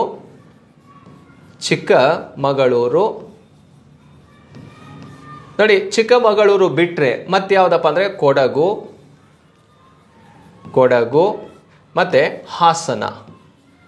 ಈ ಭಾಗಗಳಲ್ಲಿ ಅತಿ ಹೆಚ್ಚು ಕಾಫಿಯನ್ನು ಉತ್ಪಾದನೆ ಮಾಡುತ್ತೆ ಕರ್ನಾಟಕಕ್ಕೆ ಸಂಬಂಧಪಟ್ಟಂತೆ. ಇಲ್ಲಿ ಕೊಟ್ಟಿರುವಂತಹ 3 ಜಿಲ್ಲೆಗಳಲ್ಲಿ ಶಿವಮೊಗ್ಗದಲ್ಲಿ ಸ್ವಲ್ಪ ಪ್ರಮಾಣದಲ್ಲಿ ಕಾಫಿ ಉತ್ಪಾದನೆ ಮಾಡ್ಬೋದು, ಆದರೆ ದಾವಣಗೆರೆ ಇಲ್ಲ, ತುಮಕೂರು ಜಿಲ್ಲೆಯಲ್ಲೂ ಕೂಡ ಕಾಫಿ ಉತ್ಪಾದನೆ ಮಾಡೋದಿಲ್ಲ. ಈ ತುಮಕೂರು ಜಿಲ್ಲೆ ಯಾವುದಕ್ಕೆ ಫೇಮಸ್ ಅಪ್ಪ ಅಂದರೆ ತೆಂಗು ಅಥವಾ ರಾಗಿ ಬೆಳೆಗೆ ತುಂಬಾ ಫೇಮಸ್ ಇರುವಂಥದ್ದು ಕರ್ನಾಟಕದಲ್ಲಿ. ಕರ್ನಾಟಕದಲ್ಲಿ ಅತಿ ಹೆಚ್ಚು ರಾಗಿಯನ್ನು ಉತ್ಪಾದನೆ ಮಾಡುವಂಥ ಜಿಲ್ಲೆ ಯಾವುದು? ತುಮಕೂರು. ಹಾಗೆ ಕರ್ನಾಟಕದಲ್ಲಿ ಅತಿ ಹೆಚ್ಚು ತೆಂಗನ್ನು ಬೆಳೆಯುವಂತಹ ಜಿಲ್ಲೆ ಯಾವುದು ಅಂತ ಕೇಳಿದ್ರು, ಅದು ಕೂಡ ತುಮಕೂರಾಗಿರುತ್ತೆ. ಅದರ ಜೊತೆಗೆ ದಾವಣಗೆರೆ ಜಿಲ್ಲೆ ಇದೆಯಲ್ಲ, ಇದು ಹತ್ತಿ ಬಟ್ಟೆ ಕೈಗಾರಿಕೆಗೆ ತುಂಬಾ ಫೇಮಸ್ ಇರುವಂಥದ್ದು. ಕರ್ನಾಟಕದ ಮ್ಯಾಂಚೆಸ್ಟರ್ ಅಂತಲೂ ಕೂಡ ದಾವಣಗೆರೆ ಜಿಲ್ಲೆಯನ್ನು ಕರಿತೀವಿ. ಸೊ ನೋಡಿ ಸ್ನೇಹಿತರೆ, ಈ 3 ಜಿಲ್ಲೆಗಳು ಇಲ್ಲಿ ತಪ್ಪಾಗಿರೋದನ್ನು ನೋಡ್ಬೋದು. ಅದರಲ್ಲಿ ಸರಿಯಾದಂಥ ಉತ್ತರ ಯಾವುದು? ಚಿಕ್ಕಮಗಳೂರು, ಕೊಡಗು, ಹಾಸನ ಇದ್ರೆ ರೈಟ್ ಆನ್ಸರ್ ಹಾಕ್ತಿದ್ವಿ. ಈಗ ಸ್ಟೇಟ್ಮೆಂಟ್ ವೈಸಲ್ಲಿ ನೋಡ್ತಾ ಹೋದಾಗ ಫಸ್ಟ್ ಸ್ಟೇಟ್ಮೆಂಟ್ ಮಾತ್ರ ರೈಟ್ ಇದೆ, ಎರಡನೇದು ತಪ್ಪಿದೆ. ಕೊಟ್ಟಿರೋ ಆಪ್ಷನ್ ಅನ್ನು ನೋಡಿ, 1 ಮಾತ್ರ ಸರಿ ಇದೆ, 2 ಮಾತ್ರ ಸರಿ ಇದೆ, 1 ಮತ್ತು 2 ಸರಿ ಇದೆ, 1 ಮತ್ತು 2 ಅಲ್ಲ ಅಂತ ಕೊಟ್ಟಿದ್ದಾನೆ. ಇಲ್ಲಿ ಇರುವಂಥದ್ದು 1 ಮಾತ್ರ ಸರಿ. ಫಸ್ಟ್ ಸ್ಟೇಟ್ಮೆಂಟ್ ಮಾತ್ರ ರೈಟ್ ಇದೆ, ಇನ್ನು ಸೆಕೆಂಡ್ ಏನಾಗಿದೆಯಪ್ಪ ಅಂದರೆ ರಾಂಗ್ ಇರೋದನ್ನು ನೋಡ್ಬೋದು. ಹಾಗಾದರೆ ಈ ಒಂದು ಕಾಫಿ ಬೆಳೆಗೆ ಸಂಬಂಧಪಟ್ಟಂತೆ ಹೇಳೋದಾದರೆ, ಭಾರತದ ಕಾಫಿ ಸಂಶೋಧನಾ ಕೇಂದ್ರ ಎಲ್ಲಿದೆ ಅಂತ ಕೇಳಿದರೆ ಚಿಕ್ಕಮಗಳೂರು ಜಿಲ್ಲೆ ಬಾಳೆಹೊನ್ನೂರು ಬಳಿ ಕಂಡುಬರುವಂಥದ್ದು. ಯಾವುದು? ಕಾಫಿ ಸಂಶೋಧನಾ ಕೇಂದ್ರ, coffee research centre in India ಅಂತ ಕೇಳಿದರೆ ಚಿಕ್ಕಮಗಳೂರು ಡಿಸ್ಟಿಕಲ್ಲಿ ಬಾಳೆಹೊನ್ನೂರಿನಲ್ಲಿ ಕಂಡುಬರುತ್ತೆ, ಎನ್.ಆರ್. ಪುರ ತಾಲೂಕಿನಲ್ಲಿ. ಹಾಗೆ ಇಂಡಿಯಾದಲ್ಲೇ ಹೈಯೆಸ್ಟ್ ಕಾಫಿ ಪ್ರೊಡಕ್ಷನ್ ಆಗುವಂಥದ್ದು ಯಾವ ಜಿಲ್ಲೆಯಲ್ಲಿ ಅಂತ ಕೇಳಿದಾಗ, ಅಥವಾ ಯಾವ ರಾಜ್ಯ ಅಂತ ಕೇಳಿದರೆ ಕರ್ನಾಟಕ, ಅದು ಚಿಕ್ಕಮಗಳೂರು ಜಿಲ್ಲೆ ಮೊದಲನೇ ಸ್ಥಾನದಲ್ಲಿ ಕಂಡುಬರುವಂಥದ್ದು. ಹಾಗೆ ಚಿಕ್ಕಮಗಳೂರು ಜಿಲ್ಲೆಯನ್ನು ಕಾಫಿ ನಾಡು ಅಂತಲೂ ಕೂಡ ಕರಿತೀವಿ. ಲ್ಯಾಂಡ್ ಆಫ್ ಕಾಫಿ ಅಂತ ಕರೆಯುವಂತಹ ಜಿಲ್ಲೆ ಯಾವುದು? ಚಿಕ್ಕಮಗಳೂರು ಜಿಲ್ಲೆಗೆ ಕರೆಯುವಂತಹ ಒಂದು ಟೈಟಲ್ ಆಗಿರುತ್ತೆ. ಕಾಫಿಯಲ್ಲಿ ಅರೇಬಿಕಾ, ರೊಬಸ್ಟಾ ಮತ್ತು ಲೈಬೀರಿಕಾ ಅಂತ ಕಂಡುಬರುತ್ತೆ. ಅದರಲ್ಲಿ ಬೆಸ್ಟ್ ಕ್ವಾಲಿಟಿ ಯಾವುದಪ್ಪ ಅಂದರೆ ಅರೇಬಿಕಾ ಅನ್ನುವಂಥದ್ದು ಫಸ್ಟ್ ಕ್ವಾಲಿಟಿ ಕಾಫಿ ಆಗಿರುತ್ತೆ. ಈ ಕಾಫಿ ಬೀಜದಿಂದ ಕಾಫಿಯನ್ನು ಉತ್ಪಾದನೆ ಮಾಡಲಾಗತ್ತೆ. ಇಷ್ಟು ಕೂಡ ಈ ಕಾಫಿ ಬೆಳೆಗೆ ಸಂಬಂಧಪಟ್ಟಂತೆ ನಾವು ತಿಳ್ಕೊಂಡಿರಬೇಕಾಗತ್ತೆ. ಹಾಗಾದರೆ ನೆಕ್ಸ್ಟ್ ಪ್ರಶ್ನೆಗೆ ಹೋಗೋಣ. 4ನೇದು ನೋಡಿ, ಕೆಳಗಿನವುಗಳಲ್ಲಿ ಯಾವುದನ್ನು ರಾಮ್ಸರ್ ಸೈಟ್ ನೆಲೆ ಎಂದು ಘೋಷಿಸಲಾಗಿದೆ ಅಂತ ಇದೆ. ಇಲ್ಲಿ ಕೊಟ್ಟಿರುವಂತಹ 4 ಆಪ್ಷನ್ ಅಲ್ಲಿ ಯಾವುದು ರಾಮ್ಸಾರ್ ಲಿಸ್ಟ್ ಅಲ್ಲಿ ಕಂಡು ಬರುತ್ತೆ ಅಂತ ನೋಡಿ. ಹಾರಂಬಿಲ್ ಸಂರಕ್ಷಣಾ ಮೀಸಲು ಅಂತ ಇದೆ. ಹಾರಂಬಿಲ್ ಸಂರಕ್ಷಣಾ ಮೀಸಲು ಅನ್ನುವಂಥದ್ದು ಇಲ್ಲಿ ಯಾವ ಲಿಸ್ಟ್ ಅಲ್ಲಿ ಇಲ್ಲಪ್ಪ ಅಂದ್ರೆ ಇದು ರಾಮ್ಸಾರ್ ಸೈಟ್ ಅಲ್ಲಿ ಇಲ್ಲ. ಬಂಡೀಪುರ ರಾಷ್ಟ್ರೀಯ ಉದ್ಯಾನವನ ಇದು ಕೂಡ ಆ ಲಿಸ್ಟ್ ಅಲ್ಲಿ ಕಂಡು ಬರಲ್ಲ. ರಂಗನತಿಟ್ಟು ಪಕ್ಷಿಧಾಮ ಆ ಲಿಸ್ಟ್ ಅಲ್ಲಿ ಕಂಡು ಬರುತ್ತೆ. ಯಾವ ಲಿಸ್ಟ್ ಅಲ್ಲಿ ಅಂತ ಕೇಳಿದ್ರೆ ರಾಮ್ಸಾರ್ ಸೈಟ್ ಅಲ್ಲಿ. ಹಾಗಾದರೆ ನಾಗರಹೊಳೆ ಹುಲಿ ಸಂರಕ್ಷಣಾ ಮೀಸಲು ಪ್ರದೇಶ ಇಲ್ಲೂ ಕೂಡ ರಾಮ್ಸಾರ್ ಸೈಟ್ ಅಲ್ಲಿ ಇಲ್ಲ. ಹಾಗಾದರೆ ಸರಿಯಾದಂಥ ಉತ್ತರ ಯಾವುದು? ಸಿ ಅನ್ನೋದು ಇದಕ್ಕೆ ರೈಟ್ ಆನ್ಸರ್ ಆಗಿರುತ್ತೆ. ಎಷ್ಟನೇ ಪ್ರಶ್ನೆಗೆ? 4ನೇ ಪ್ರಶ್ನೆಗೆ. ರಾಮ್ಸರ್ ಸೈಟ್ ಅಂದರೆ ಏನು? ಈ ಜೌಗು ಪ್ರದೇಶಗಳು ಇರ್ತಾವೆ. ಆ ಜೌಗು ಪ್ರದೇಶಗಳು ಎಲ್ಲೆಲ್ಲಿ ಕಂಡು ಬರ್ತವೆ? ನದಿಗಳ ಭಾಗದಲ್ಲಿ ಕಂಡು ಬರ್ತಾವೆ, ಹಾಗೆ ಕೆರೆಗಳ ಭಾಗದಲ್ಲಿ ಕಂಡು ಬರ್ತಾವೆ, ಸರೋವರಗಳ ಭಾಗದಲ್ಲಿ ಕಂಡು ಬರ್ತವೆ. ಅದರ ಜೊತೆಗೆ ಈ ಕೋಸ್ಟಲ್ ಅಲ್ಲೂ ಕೂಡ ಈ ಒಂದು ವೆಟ್ಲ್ಯಾಂಡ್ ಕಂಡು ಬರುತ್ತೆ, ಜೌಗು ಪ್ರದೇಶ ಇರುತ್ತೆ. ಜೌಗು ಪ್ರದೇಶ ಅಂದಮೇಲೆ ಅಲ್ಲಿ ಹಲವಾರು ಜಾತಿಯ ಸಸ್ಯಗಳು ಬೆಳೆದಿರ್ತಾವೆ. ಅದರ ಜೊತೆಗೆ ಹಲವಾರು ಜಾತಿಯ ಪ್ರಾಣಿ ಪಕ್ಷಿಗಳನ್ನು ನಾವು ಆ ಭಾಗದಲ್ಲಿ ನೋಡ್ತೀವಿ. ಅವು ಅವರ ನೆಲೆ ಆಗಿರುತ್ತೆ. ಆ ಸ್ಥಳವನ್ನು ಈ ಮನುಷ್ಯನ ಚಟುವಟಿಕೆಯಿಂದ ಏನು ಮಾಡ್ತಿದ್ವಿ? ಹಾಳು ಮಾಡ್ತಾ ಇದ್ವಿ. ಹಾಳು ಮಾಡಬಾರ್ದು ಅಂಥೇಳಿ ಆ ಸ್ಥಳವನ್ನು ಸಂರಕ್ಷಣೆಯನ್ನು ಮಾಡುವಂಥ ಉದ್ದೇಶದಿಂದ ಇರಾನ್ ರಾಷ್ಟ್ರದಲ್ಲಿ ಈ ಒಂದು ರಾಮ್ಸಾರ್ ಎಂಬ ಸ್ಥಳದಲ್ಲಿ ಒಂದು ಸಮ್ಮೇಳನವನ್ನು ಮಾಡಿಕೊಂಡು ಆ ಎಲ್ಲೆಲ್ಲಿ ವೆಟ್ಲ್ಯಾಂಡ್ ಇರ್ತಾವೋ ಅದನ್ನು ಕನ್ಸರ್ವೇಷನ್ ಮಾಡಬೇಕೆನ್ನುವಂತಹ ಉದ್ದೇಶದಿಂದ ಈ ಒಂದು ರಾಮ್ಸಾರ್ ಸೈಟ್ ಅಂತ ಡಿಕ್ಲೇರ್ ಮಾಡಿರುವಂಥದ್ದು. ಹಾಗಾದರೆ ರಾಮ್ಸಾರ್ ಸೈಟಲ್ಲಿ ನಮ್ಮ ರಾಜ್ಯದಲ್ಲಿ ಕಂಡುಬರುವಂತಹ ಪ್ರಮುಖ ರಾಮ್ಸಾರ್ ತಾಣ ಯಾವುದಪ್ಪ ಅಂದರೆ ಕೊಟ್ಟಿರೋ 4ರಲ್ಲಿ ರಂಗನತಿಟ್ಟು ಪಕ್ಷಿಧಾಮ. ಈ ರಂಗನತಿಟ್ಟು ಪಕ್ಷಿಧಾಮ ಇದೆಯಲ್ಲ, ಇದು ರಾಮ್ಸಾರ್ ಪಟ್ಟಿಗೆ ಸೇರ್ಪಡೆಗೊಂಡಂತಹ ಮೊದಲ ತಾಣ. ಫಸ್ಟ್ ರಾಮ್ಸಾರ್ ಸೈಟ್ ಇನ್ ಕರ್ನಾಟಕ ಅಂತ ಕೇಳಿದರೆ ಅದು ರಂಗನತಿಟ್ಟು ಪಕ್ಷಿಧಾಮ. ಹಾಗಾದರೆ ಈ ರಂಗನತಿಟ್ಟು ಪಕ್ಷಿಧಾಮವನ್ನು 2022ರಲ್ಲಿ ರಾಮ್ಸಾರ್ ತಾಣ ಅಂತ ಘೋಷಣೆ ಮಾಡಲಾಯಿತು. ಆದರೆ ಪ್ರೆಸೆಂಟ್ ಅಂತ ಕೇಳ್ತಾರೆ, ಪ್ರಸ್ತುತ ಕರ್ನಾಟಕದಲ್ಲಿರುವಂತಹ ರಾಮ್ಸಾರ್ ತಾಣಗಳ ಸಂಖ್ಯೆ ಎಷ್ಟಪ್ಪ ಅಂದರೆ 4 ರಾಮ್ಸಾರ್ ತಾಣಗಳನ್ನು ನಾವೆಲ್ಲಿ ನೋಡ್ತೀವಪ್ಪ ಅಂದರೆ ಕರ್ನಾಟಕದಲ್ಲಿ ನೋಡ್ತೀವಿ. ಎಷ್ಟಿದ್ದಾವೆ? 4. ಹಾಗಾದರೆ ಆ 4 ರಾಮ್ಸಾರ್ ತಾಣಗಳಲ್ಲಿ ಒಂದಂತೂ ಕ್ಲಿಯರ್ ಆಯಿತು, ರಂಗನತಿಟ್ಟು ಪಕ್ಷಿಧಾಮ ಅಂತ. ಹಾಗಾದರೆ ಇನ್ನು 3 ರಾಮ್ಸಾರ್ ತಾಣಗಳು ಯಾವ್ಯಾವುದು ಅಂತಲೂ ಕೂಡ ಗೊತ್ತಿರಬೇಕು. ಒಂದು ಅಂಕಸಮುದ್ರ ಪಕ್ಷಿಧಾಮ ಅಂತ. ಅಂಕಸಮುದ್ರ ಪಕ್ಷಿಧಾಮ ಅಂತ. ಈ ಅಂಕಸಮುದ್ರ ಪಕ್ಷಿಧಾಮ ಯಾವ ಜಿಲ್ಲೆಯಲ್ಲಿ ಇದೆಯಪ್ಪ ಅಂದರೆ ಇದು ವಿಜಯನಗರ ಜಿಲ್ಲೆಯಲ್ಲಿ ಕಂಡುಬರೋದು. ವಿಜಯನಗರ ಜಿಲ್ಲೆ ಅಂದರೆ ಹೊಸಪೇಟೆ ಬಳಿ ಕಂಡುಬರುವಂಥದ್ದು ಅಂಕಸಮುದ್ರ ಪಕ್ಷಿಧಾಮ. ಎರಡನೇದು ಮಾಗಡಿ ಕೆರೆ ಅಂತ ಕಂಡುಬರುತ್ತೆ. ಮಾಗಡಿ ಕೆರೆ ಪಕ್ಷಿಧಾಮ ಅಂತ. ಈ ಮಾಗಡಿ ಕೆರೆ ಪಕ್ಷಿಧಾಮ ಅನ್ನೋಂಥದ್ದು ಯಾವ ಜಿಲ್ಲೆಯಲ್ಲಿ ಇದೆಯಪ್ಪ ಅಂದರೆ ಇದು ಗದಗ ಜಿಲ್ಲೆಯಲ್ಲಿ ಕಂಡುಬರುತ್ತೆ. ಡಿಸ್ಟಿಕ್ ಯಾವುದಿದು? ಗದಗ ಜಿಲ್ಲೆಯಲ್ಲಿ. ನೆಕ್ಸ್ಟು ಅದಾದ ನಂತರ ಅಘನಾಸಿನಿ ಅಂತ ಬರುತ್ತೆ. ಅಘನಾಸಿನಿ ಅಳಿವೆ ಅಂತ ಬರುತ್ತೆ. ಅಳಿವೆ ಎಸ್ಸುರಿಸ್. ಈ ಅಘನಾಸಿನಿ ಅಳಿವೆ ಅನ್ನೋಂಥದ್ದು ಯಾವ ಡಿಸ್ಟಿಕಲ್ಲಿ ಇದೆಯಪ್ಪ ಅಂದರೆ ಉತ್ತರ ಕನ್ನಡ ಜಿಲ್ಲೆಯಲ್ಲಿ ಕಂಡುಬರುತ್ತೆ. ಡಿಸ್ಟಿಕ್ ಯಾವುದು? ಉತ್ತರ ಕನ್ನಡ ಜಿಲ್ಲೆಯಲ್ಲಿ ಕಂಡುಬರುವಂಥದ್ದು. ಈ 3 ಪ್ರಮುಖವಾಗಿರೋದು ಪ್ಲಸ್ ರಂಗನತಿಟ್ಟುವನ್ನು ಸೇರಿಸಿದ್ರೆ ಕರ್ನಾಟಕದಲ್ಲಿ ಎಷ್ಟು ರಾಮ್ಸಾರ್ ತಾಣಗಳಿದೆ ಅಂತ ಕೇಳಿದರೆ 4 ರಾಮ್ಸಾರ್ ತಾಣಗಳನ್ನು ನಮ್ಮ ರಾಜ್ಯದಲ್ಲಿ ನಾವು ನೋಡ್ತಾ ಹೋಗ್ಬೋದು. ಇದು Ramsar related plus current affairs related ಆಗಿರುವಂತಹ ಪ್ರಶ್ನೆ ಆಗಿರುತ್ತೆ. ಇದನ್ನು ನಾವು ಅರ್ಥ ಮಾಡ್ಕೋಬೇಕಾಗತ್ತೆ. ಕ್ಲಿಯರ್ ಸ್ನೇಹಿತರೆ? ಹಾಗಾದರೆ 4ನೇ ಪ್ರಶ್ನೆಗೆ ಸರಿಯಾದಂಥ ಉತ್ತರ ಯಾವುದು? ರಂಗನತಿಟ್ಟು ಪಕ್ಷಿಧಾಮ ಮೊದಲ ರಾಮ್ಸಾರ್ ತಾಣವಾಗಿರುತ್ತೆ. ಹಾಗಾದರೆ ಈ ಹಾರಂಬಿಲ್ ಇದೆಯಲ್ಲ, ಹಾರಂಬಿಲ್ ಕರ್ನಾಟಕದಲ್ಲಿ ಎಲ್ಲಿ ಕಂಡುಬರುತ್ತೆ? ನೋಡಿ, ಹಾರಂಬಿಲ್ ಇರುವಂಥದ್ದು ಯಾವ ಜಿಲ್ಲೆಯಲ್ಲಿ ಅಂತ ಕೇಳಿದರೆ ಇದು ಉತ್ತರ ಕನ್ನಡ ಜಿಲ್ಲೆಯಲ್ಲಿ ಕಂಡುಬರುತ್ತೆ. ಉತ್ತರ ಕನ್ನಡ ಜಿಲ್ಲೆಯಲ್ಲಿ. ಬಂಡೀಪುರ ಅನ್ನುವಂಥದ್ದು ಯಾವ ಜಿಲ್ಲೆಯಲ್ಲಿ ಇದೆಯಪ್ಪ ಅಂದರೆ ಚಾಮರಾಜನಗರ ಜಿಲ್ಲೆ. ಚಾಮರಾಜನಗರ ಜಿಲ್ಲೆಯಲ್ಲಿ. ಬಂಡೀಪುರದ ಇಂಪಾರ್ಟೆಂಟ್ ಏನಪ್ಪ ಅಂದರೆ ಕರ್ನಾಟಕದ ಅತಿ ದೊಡ್ಡ ರಾಷ್ಟ್ರೀಯ ಉದ್ಯಾನವನ ಯಾವುದಪ್ಪ ಅಂದರೆ ಈ ಬಂಡೀಪುರ ನ್ಯಾಷನಲ್ ಪಾರ್ಕ್. ಬಂಡೀಪುರ ರಾಷ್ಟ್ರೀಯ ಉದ್ಯಾನವನ ಇದೆಯಲ್ಲ, ಇದು ನೀಲಗಿರಿ ಬಯೋಸ್ಫಿಯರ್ ರಿಸರ್ವ್ ಅಲ್ಲಿ ಕಂಡುಬರುವಂಥದ್ದು. ಹಾಗೆ ನಾಗರಹೊಳೆ ಇದೆಯಲ್ಲ, ಇದನ್ನು ರಾಜೀವ್ ಗಾಂಧಿ ನ್ಯಾಷನಲ್ ಪಾರ್ಕ್ ಅಂತಲೂ ಕೂಡ ಕರಿತೀವಿ. ಇದು ಹುಲಿ ಸಂರಕ್ಷಣಾ ತಾಣನೂ ಕೂಡ ಹೌದು. ಯಾವ ಜಿಲ್ಲೆಯಲ್ಲಿ ಇದೆಯಪ್ಪ ಅಂದರೆ ಇದು ಕೊಡಗು ಜಿಲ್ಲೆಯಲ್ಲಿ ಕಂಡುಬರುತ್ತೆ. ಕೊಡಗು ಜಿಲ್ಲೆಯಲ್ಲಿ ಕಂಡುಬರುವಂಥದ್ದು. ನೋಡಿ, ಈ ರೀತಿಯಾಗಿ wild life century, national park ಹಾಗೆ ಟೈಗರ್ ರಿಸರ್ವ್ ರಿಲೇಟೆಡ್ ಆಗಿರುವಂತಹ ಒಂದು ಪ್ರಶ್ನೆಗಳನ್ನು ಕೂಡ ಕೇಳ್ತಾ ಬರ್ತಾನೆ. 4ನೇ ಪ್ರಶ್ನೆಗೆ ಸಿ ರೈಟ್ ಆನ್ಸರ್ ಆಗಿರುತ್ತೆ. ನೆಕ್ಸ್ಟ್ ಹೋಗೋಣ ಸ್ನೇಹಿತರೆ, 5ನೇ ಪ್ರಶ್ನೆ. ಕೆಳಗಿನ ಯಾವ ಅಣೆಕಟ್ಟು ಕರ್ನಾಟಕದಲ್ಲಿ ಕಾಣಬಹುದು? ಯಾವ ಅಣೆಕಟ್ಟು ಕರ್ನಾಟಕದಲ್ಲಿದೆ ಅಂತ ಆಪ್ಷನ್ ಅಲ್ಲಿ ನೋಡಿ, ಸೂಪಾ ಅಣೆಕಟ್ಟು ಅಂತ ಕಂಡುಬರುತ್ತೆ, ನಾಗಾರ್ಜುನ ಸಾಗರ ಅಣೆಕಟ್ಟು, ಇಂದಿರಾ ಸಾಗರ ಅಣೆಕಟ್ಟು, ಕೊಯ್ನಾ ಅಣೆಕಟ್ಟು ಅಂತ.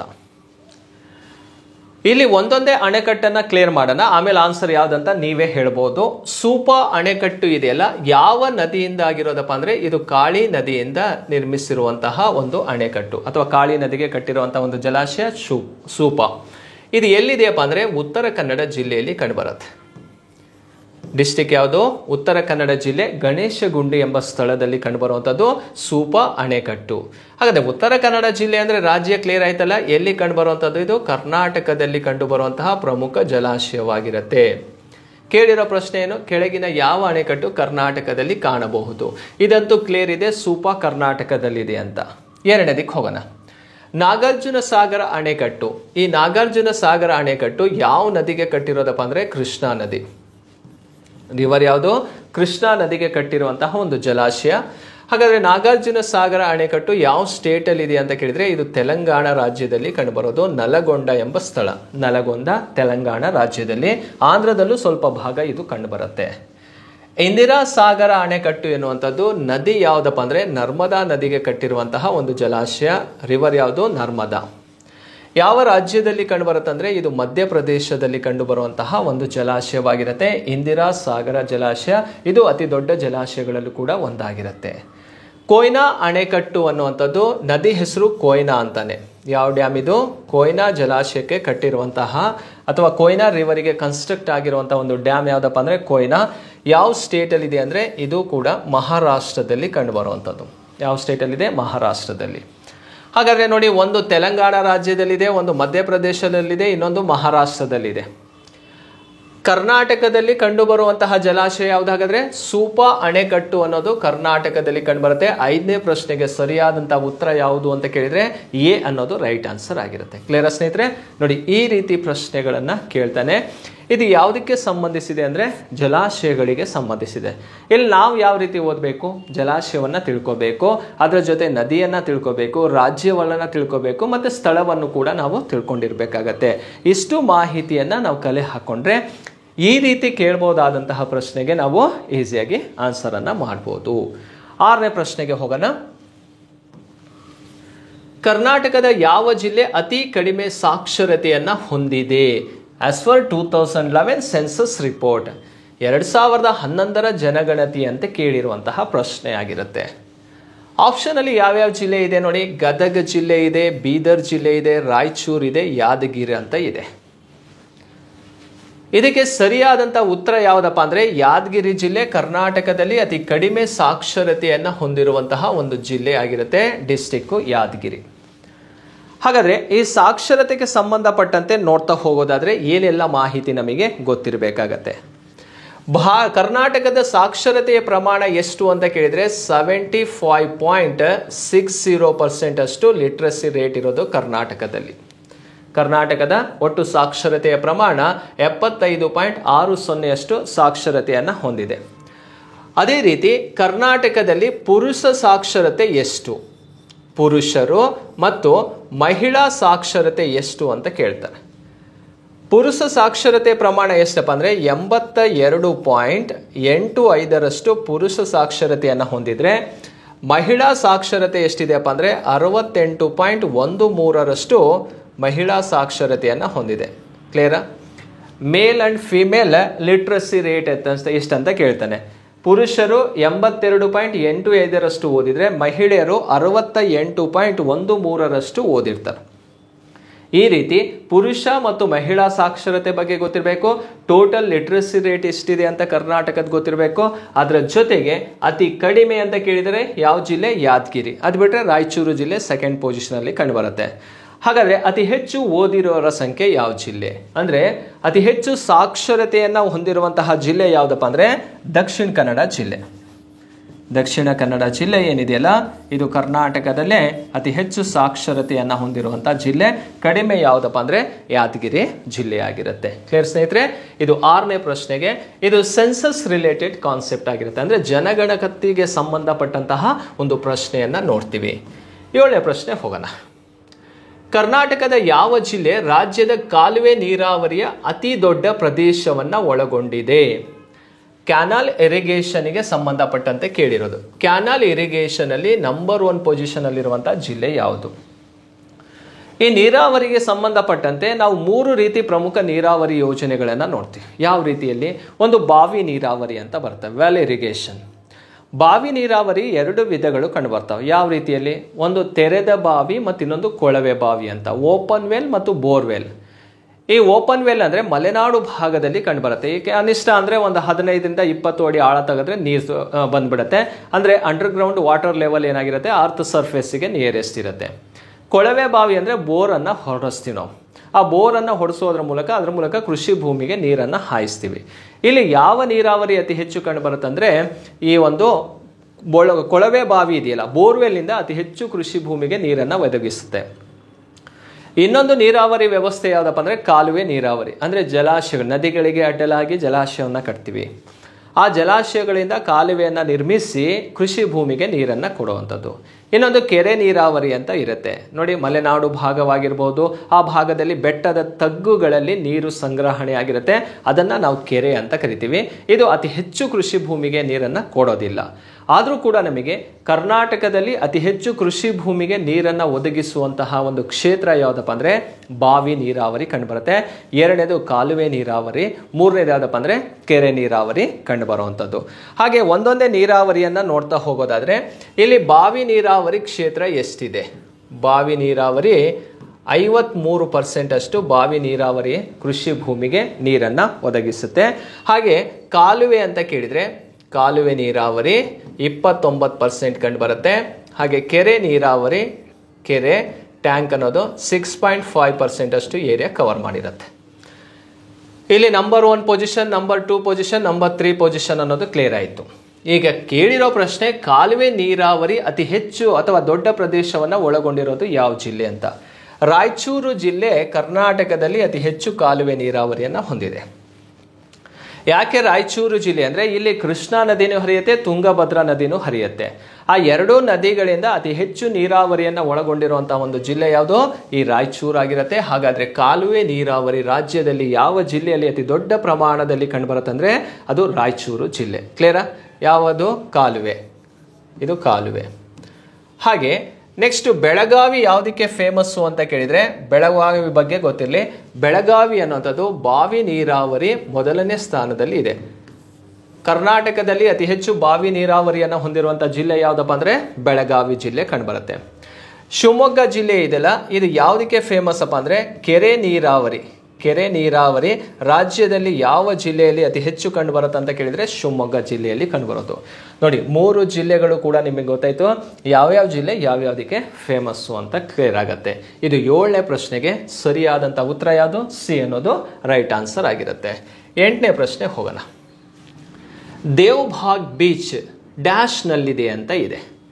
ದೇವಬಾಗ್ ಬೀಚ್ ಅನ್ನೋಂಥದ್ದು ಎಲ್ಲಿ ಕಂಡು ಬರುತ್ತೆ? ಆಪ್ಷನಲ್ಲಿ ನೋಡಿ, ಕಾರವಾರ ಅಂತ ಕಂಡು ಬರುತ್ತೆ, ಉಡುಪಿ ಅಂತ ಕಂಡು ಬರುತ್ತೆ, ಮಂಗಳೂರು, ಚೆನ್ನೈ. ಇಲ್ಲಿ ಕೇಳಿರುವಂಥದ್ದು ಯಾವ ಒಂದು ಭಾಗದಲ್ಲಿ ದೇವಬಾಗ್ ಬೀಚ್ ಇದೆ ಅಂತ ಕೇಳಿದರೆ ನೋಡಿ, ಕಾರವಾರದಲ್ಲಿ ಕಂಡು ಬರುತ್ತೆ. ಯಾವ ಬೀಚ್ ಇದೆ ಕಾರವಾರದಲ್ಲಿ? ದೇವಬಾಗ್ ಬೀಚ್ ಅಂತ. ಕಾರವಾರ ಅಂದರೆ ಯಾವ ಜಿಲ್ಲೆ? ಉತ್ತರ ಕನ್ನಡ ಜಿಲ್ಲೆಯಲ್ಲಿ ಕಂಡುಬರುವಂಥದ್ದು.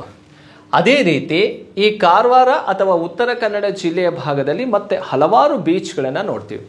ಮುರುಡೇಶ್ವರ ಬೀಚ್ ಕಂಡುಬರುತ್ತೆ, ಹಾಗೆ ಗೋಕರ್ಣ ಬೀಚ್ ಕಂಡುಬರುತ್ತೆ, ಓಂ ಬೀಚ್ ಕೂಡ ಕಂಡುಬರುತ್ತೆ, ಮಾಜಾಳಿ ಅಂತ ಒಂದು ಬೀಚ್ ಕಂಡುಬರುತ್ತೆ, ಹಾಗೆ ಕಾರವಾರ ಬೀಚ್ ಅಂತಲೂ ಇದೆ. ಈ ಕಾರವಾರ ಬೀಚ್ ಇದೆಯಲ್ಲ, ಅದನ್ನು ರವೀಂದ್ರನಾಥ ಠಾಗೂರ್ ಬೀಚ್ ಅಂತಲೂ ಕೂಡ ಕರೀತಾರೆ. ಅಷ್ಟು ಬೀಚ್ಗಳಿರುವಂತಹ ಒಂದು ಜಿಲ್ಲೆ ಯಾವುದು ಅಂತ ಕೇಳಿದರೆ ಉತ್ತರ ಕನ್ನಡ ಜಿಲ್ಲೆ ಅಥವಾ ನಿಯರ್ ಕಾರವಾರ ಬಳಿ ಕಂಡುಬರುವಂತಹ ಪ್ರಮುಖ ಬೀಚ್ಗಳಾಗಿರ್ತವೆ. ಅದೇ ರೀತಿ ಸ್ನೇಹಿತರೆ, ಉಡುಪಿ ಜಿಲ್ಲೆಯಲ್ಲೂ ಕೂಡ ಕೆಲವೊಂದು ಬೀಚ್ಗಳು ಕಂಡುಬರ್ತಾವೆ. ಪಣಂಬೂರು ಬೀಚ್ ಅಂತ ಉಡುಪಿ ಜಿಲ್ಲೆಯಲ್ಲಿ ಕಂಡುಬರುವಂತಹ ಮರವಂತೆ ಬೀಚ್ ಅಂತ ಕಂಡುಬರುತ್ತೆ. ಯಾವ ಬೀಚ್ ಇದೆ? ಮರವಂತೆ. ಹಾಗೆ ಕೋಡಿ, ಕಾಪು ಬೀಚ್ಗಳು ಕಂಡುಬರ್ತಾವೆ. ಮರವಂತೆ, ಹಾಗೆ ಕೋಡಿ, ಕಾಪು ಬೀಚ್ಗಳು ಕಂಡುಬರ್ತವೆ. ಈ ಬೀಚ್ ಕಂಡುಬರೋದು ಉಡುಪಿ ಜಿಲ್ಲೆಯ ಬಳಿ. ಅದೇ ರೀತಿ ಮಂಗಳೂರು ಅಥವಾ ದಕ್ಷಿಣ ಕನ್ನಡ ಜಿಲ್ಲೆಯಲ್ಲಿ ಕಂಡುಬರುವಂತಹ ಪ್ರಮುಖ ಬೀಚ್ಗಳು ಯಾವುದಪ್ಪ ಅಂದರೆ ಪಣಂಬೂರು ಬೀಚ್ ಕಂಡುಬರುತ್ತೆ, ತಣ್ಣೀರ ಬಾವಿ ಬೀಚ್ ಅಂತ ಕಂಡುಬರುತ್ತೆ, ಉಲ್ಲಾಳ ಬೀಚ್, ಹಾಗೆ ಸೋಮೇಶ್ವರ ಬೀಚ್ ಅಂತ ಕಂಡುಬರ್ತಾವೆ. ಪಣಂಬೂರು, ತಣ್ಣೀರಬಾವಿ, ಉಲ್ಲಾಳ, ಸೋಮೇಶ್ವರ ಅಂತ ಬೀಚ್ಗಳು ಕಂಡುಬರ್ತಾವಲ್ಲ, ಅವು ಎಲ್ಲಿದ್ದಾವಪ್ಪ ಅಂದರೆ ನಿಯರ್ ಮಂಗಳೂರು ಬಳಿ ಕಂಡುಬರುವಂತಹ ಪ್ರಮುಖ ಬೀಚ್ಗಳಾಗಿರ್ತವೆ. ಹಾಗಾದರೆ ಇಲ್ಲಿ ಕೇಳಿರುವಂತಹ ಪ್ರಶ್ನೆಗೆ ಸರಿಯಾದಂಥ ಉತ್ತರ ಯಾವುದಪ್ಪ ಅಂದರೆ ಕಾರವಾರ ಬೀಚ್ ಅನ್ನೋದು ರೈಟ್ ಆನ್ಸರ್ ಆಗಿರುತ್ತೆ. ಅಥವಾ ದೇವಬಾಗ್ ಬೀಚ್ ಅನ್ನುವಂಥದ್ದು ಎಲ್ಲಿದೆ ಅಂತ ಕೇಳಿದಾಗ ನಿಯರ್ ಕಾರವಾರದ ಬಳಿ ಕಂಡುಬರುವಂಥದ್ದು. ನೆಕ್ಸ್ಟ್ ಹೋಗೋಣ 9ನೇ ಪ್ರಶ್ನೆಗೆ. ಈ ಕೆಳಗಿನವುಗಳಲ್ಲಿ ಹೈದರಾಬಾದ್ ಕರ್ನಾಟಕ ಪ್ರದೇಶದಡಿ ಬರುವ ಜಿಲ್ಲೆಗಳ ಸರಿಯಾದ ಗುಂಪನ್ನು ಕಂಡುಹಿಡಿಯಿರಿ. ಅಂದರೆ HK ಡಿಸ್ಟಿಕ್ ಇನ್ ಕರ್ನಾಟಕ ಅಥವಾ ಕಲ್ಯಾಣ ಕರ್ನಾಟಕ ಅಂತ ಕರಿತೀವಿ. ಈಗ ಇದನ್ನು ಹೈದರಾಬಾದ್ ಕರ್ನಾಟಕ ಅಂತ ನಾವು ಕರೆಯಲ್ಲ. 2019ರಿಂದ ಇದನ್ನು ಕಲ್ಯಾಣ ಕರ್ನಾಟಕ ಅಂತಲೇ ಕರಿತೀವಿ. ಹಾಗಾದರೆ ಈ ಕಲ್ಯಾಣ ಕರ್ನಾಟಕದ ಜಿಲ್ಲೆಗಳು ಎಷ್ಟು? ಪ್ರೆಸೆಂಟ್ ಇವತ್ತಿನ ಮಟ್ಟಿಗೆ ನೋಡಿದಾಗ ಕಲ್ಯಾಣ ಕರ್ನಾಟಕದ ಅಡಿಯಲ್ಲಿ ಕಂಡುಬರುವಂತಹ ಜಿಲ್ಲೆಗಳ ಸಂಖ್ಯೆ ಎಷ್ಟಿದಪ್ಪ ಅಂದರೆ 7 ಜಿಲ್ಲೆಗಳು ಕಂಡುಬರ್ತಾವೆ. 7 ಡಿಸ್ಟಿಕ್ ಅನ್ನು ನೋಡ್ತೀವಿ. ಈ ಒಂದು HK ಡಿಸ್ಟಿಕ್ ಅಂತ ನೋಡಿ.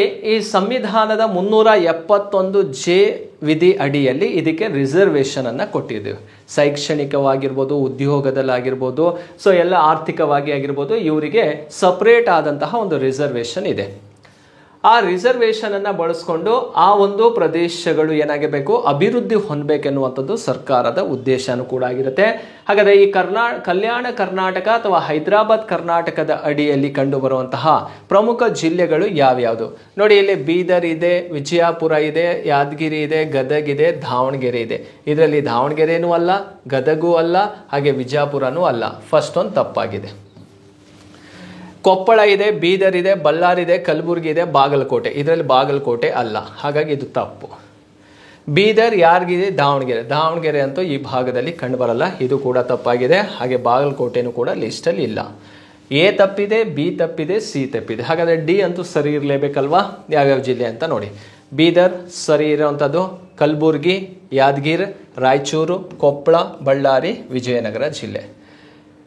ಸೊ ಈ 7 ಜಿಲ್ಲೆಗಳಿದಾವಲ್ಲ, ಇವನ್ನ HK ಡಿಸ್ಟಿಕ್ಗಳು ಅಂತ ಕರಿತೀವಿ. ಹೈದರಾಬಾದ್ ಕರ್ನಾಟಕದ ಅಡಿಯಲ್ಲಿ ಕಂಡುಬರುವಂಥದ್ದು ಅಥವಾ ಕಲ್ಯಾಣ ಕರ್ನಾಟಕದ ಅಡಿಯಲ್ಲಿ ಕಂಡುಬರುವಂತಹ ಪ್ರಮುಖ ಜಿಲ್ಲೆಗಳಾಗಿರ್ತವೆ. 9ನೇ ಪ್ರಶ್ನೆಗೆ ಸರಿಯಾದಂಥ ಉತ್ತರ ಯಾವುದಪ್ಪ ಅಂದರೆ ಡಿ ಅನ್ನೋದು ರೈಟ್ ಆನ್ಸರ್ ಆಗಿರುತ್ತೆ.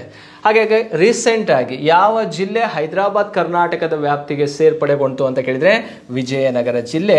ಯಾವ ಜಿಲ್ಲೆಯಿಂದ ಪ್ರತ್ಯೇಕವಾಯಿತು ಅಂದರೆ ಬಳ್ಳಾರಿ ಜಿಲ್ಲೆಯಿಂದ ವಿಭಾಗಿಸಿ ವಿಜಯನಗರ ಅನ್ನೋಂಥದ್ದು ಹೊಸ ಜಿಲ್ಲೆಯಾಗಿ ರಚನೆಯಾಯಿತು. ಸೊ ನೆಕ್ಸ್ಟ್ ಪ್ರಶ್ನೆಗೆ ಹೋಗೋಣ. ಪೋರ್ಟ್ ಬ್ಲೇರ್ ಅನ್ನು ಈ ಕೆಳಗಿನ ಯಾವ ಹೆಸರಿನಿಂದ ಕರೆಯಲಾಗುತ್ತದೆ? ಈಗ ಪ್ರೆಸೆಂಟ್ ಪೋರ್ಟ್ ಬ್ಲೇರಿಗೆ ಬೇರೆ ಒಂದು ಹೆಸರಿಂದ ಇಟ್ಟಿದ್ದೀವಿ. ಆ ಹೆಸರು ಯಾವುದು ಅಂತ ಕೇಳಿರುವಂಥ ಪ್ರಶ್ನೆಯಾಗಿರುತ್ತೆ ನೋಡಿ. ಪೋರ್ಟ್ ಬ್ಲೇರ್ ಅನ್ನುವಂಥದ್ದು ಅಂಡಮಾನ್ ನಿಕೋಬಾರ್ನ ರಾಜಧಾನಿ, capital city of Andaman Nicobar. Andaman Nicobar ಅನ್ನುವಂಥದ್ದು ಭಾರತದ ಪ್ರಮುಖ ಕೇಂದ್ರಾಡಳಿತ ಪ್ರದೇಶಗಳಲ್ಲಿ ಒಂದಾಗಿರುತ್ತೆ.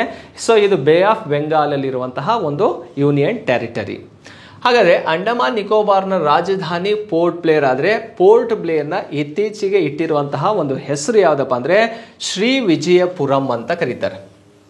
ಈಗ ಪೋರ್ಟ್ ಬ್ಲೇರ್ನ ನ್ಯೂ ನೇಮ್ ಏನಪ್ಪ ಅಂದರೆ ಶ್ರೀ ವಿಜಯಪುರಂ ಅಂತ ಹೇಳಿ ಕರೆಯುವಂಥದ್ದು.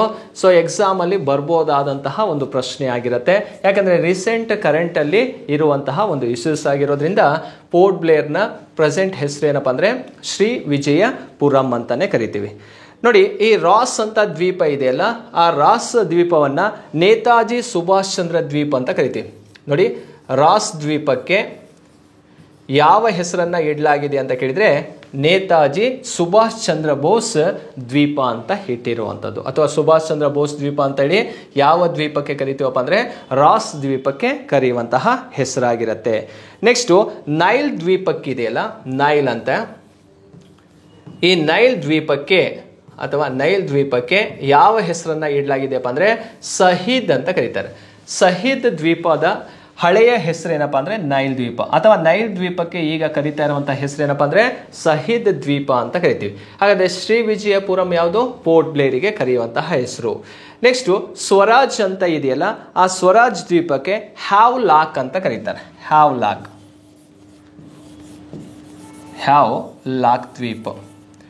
ಈ ಹ್ಯಾವ್ಲಾಕ್ ದ್ವೀಪ ಇದೆಯಲ್ಲ, ಇದಕ್ಕೆ ಯಾವ ಹೆಸರನ್ನು ಇಡಲಾಗಿದೆ ಅಂತ ಕೇಳಿದಾಗ ಅದು ಸ್ವರಾಜ್ ದ್ವೀಪ ಅಂತ ಕರಿತೀವಿ. ನೋಡಿ, ಇಲ್ಲಿ ಕ್ಲಿಯರ್ ಮಾಡ್ಕೊಳ್ಳಿ. ಹ್ಯಾವ್ಲಾಕ್ ಅನ್ನುವಂಥದ್ದು ಹೊಸ ಹೆಸರು, ಯಾವುದಕ್ಕೆ ಇಟ್ಟಿರೋದು? ಸ್ವರಾಜ್. ಹ್ಯಾವ್ಲಾಕ್ ದ್ವೀಪಕ್ಕೆ ಸ್ವರಾಜ್ ಅಂತೇಳಿ ಹೊಸ ಹೆಸರನ್ನು ಇಟ್ಟಿರುವಂಥದ್ದು. ನೇತಾಜಿ ಸುಭಾಷ್ ಚಂದ್ರ ಹೆಸರು ಅಂತೇಳಿ ಯಾವ ದ್ವೀಪಕ್ಕೆ ಇಟ್ಟಿದ್ದಾರಪ್ಪ ಅಂದರೆ ರಾಸ್ ದ್ವೀಪಕ್ಕೆ ಇಟ್ಟಿರುವಂಥದ್ದು. ಹಾಗೆ ನೈಲ್ ದ್ವೀಪಕ್ಕೆ ಸಹೀದ್ ದ್ವೀಪ ಅಂತ ಇಟ್ಟಿರೋದರೆ ಪೋರ್ಟ್ ಬ್ಲೇರಿಗೆ ಶ್ರೀ ವಿಜಯಪುರಂ ಅಂತ ಹೇಳಿ ಇಟ್ಟಿರುವಂಥದ್ದು. ಇದು ಅಂಡಮಾನ್ ನಿಕೋಬಾರ್ ಭಾಗದಲ್ಲಿ ಕಂಡುಬರುವಂತಹ ಪ್ರಮುಖ ದ್ವೀಪಗಳು. ಆ ದ್ವೀಪಗಳಿಗೆ ಇಟ್ಟಿರುವಂತಹ ಹೆಸರುಗಳ ಬಗ್ಗೆನೂ ಕೂಡ ನಮಗೆ ಗೊತ್ತಿರಬೇಕಾಗತ್ತೆ. ಸೊ ನೋಡಿ, ಇವು ಎಲ್ಲವೂ ಕೂಡ ತುಂಬ ಇಂಪಾರ್ಟೆಂಟ್ ಆದಂತಹ ಪ್ರಶ್ನೆಗಳಾಗಿರ್ತವೆ ಈ ಒಂದು ಜಿಯೋಗ್ರಫಿ ವಿಷಯದಲ್ಲಿ. ಸೊ ನೀವು ವಿಷಯವನ್ನು ಓದ್ತಾ ಹೋಗಿ, ಅದರ ಜೊತೆಗೆ ಈ ವಿಡಿಯೋನು ಕೂಡ ನೋಡ್ತಾ ಹೋಗಿ. ನಿಮಗೆ ಪ್ರಶ್ನೆಗಳಿಗೆ ಯಾವ ರೀತಿ ಆನ್ಸರ್ ಮಾಡ್ಬೋದು, 4 ಆಪ್ಷನ್ನಿಗೂ ಕೂಡ ಒಂದಲ್ಲ ಒಂದು ರೀತಿ ಆನ್ಸರ್ ಇದ್ದೇ ಇರ್ತವೆ. ಆ ಆಪ್ಷನಲ್ಲಿ ಕೊಟ್ಟಿರುವಂಥದ್ದು ಮುಂದೆ ಪ್ರಶ್ನೆಯಾಗೂ ಕೂಡ ಬರಬಹುದು. ಆ ನಿಟ್ಟಿನಲ್ಲಿ ನಾವು ಯಾವುದೇ ಒಂದು ಪ್ರಶ್ನೆ ಅಂತ ತಗೊಂಡಾಗ 4 ಆಪ್ಷನ್ಸ್ಗಳಿಗೆ ಸರಿಯಾದಂತಹ ಉತ್ತರವನ್ನು ಹುಡುಕುವಂತಹ ಒಂದು ಪ್ರಯತ್ನವನ್ನು ಮಾಡ್ತಾ ಹೋದರೆ ನಮಗೆ ಕಾನ್ಸೆಪ್ಟ್ ಬಿಲ್ಡ್ ಆಗ್ತಾ ಹೋಗುತ್ತೆ. ಕೇಳೋ ಪ್ರಶ್ನೆಗೂ ಕೂಡ ನಾವು ಆನ್ಸರನ್ನು ಮಾಡ್ತಾ ಹೋಗ್ತೀವಿ. ಸ್ನೇಹಿತರೆ, ಇಲ್ಲಿವರೆಗೂ ಕೂಡ ಈ ಲ್ಯಾಂಡ್ ಸರ್ವೇರ್ ಎಕ್ಸಾಮಿಗೆ ಸಂಬಂಧಪಟ್ಟಂತಹ ಪ್ರಮುಖ ಕ್ವಶನ್ಸ್ಗಳನ್ನು ಅನಾಲಿಸಿಸ್ ಮಾಡಿದ್ದೇನೆ. ವಿಡಿಯೋ ಇಷ್ಟ ಆದರೆ ಲೈಕ್ ಮಾಡಿ, ಕಾಮೆಂಟ್ ಮಾಡಿ, ಫ್ರೆಂಡ್ಸಿಗೂ ಕೂಡ ಶೇರ್ ಮಾಡಿರಿ. ಮುಂದಿನ ವಿಡಿಯೋದಲ್ಲಿ ಮತ್ತೆ ಕೆಲವೊಂದು ಪ್ರಶ್ನೆಗಳನ್ನು ಇಟ್ಕೊಂಡು ಮತ್ತೆ ಬರ್ತೀನಿ. Thank you.